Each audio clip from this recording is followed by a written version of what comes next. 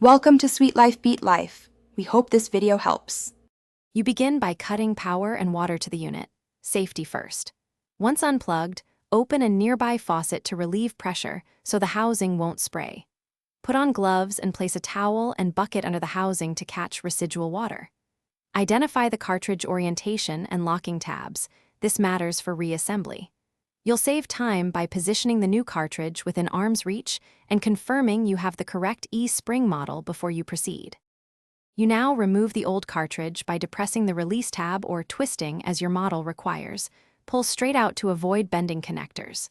As you extract it, let residual water drain into the bucket and inspect the O-ring and seals for wear. Replace any damaged seals to prevent leaks. Clean the inside of the housing with a soft cloth.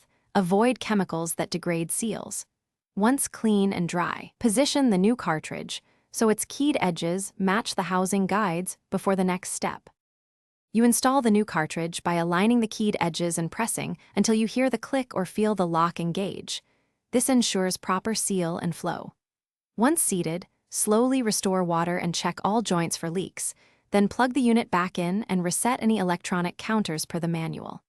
If water leaks or the system won't power, turn power off, reseat the cartridge, and recheck the O-ring and wiring. Faulty seals or a misaligned cartridge are the...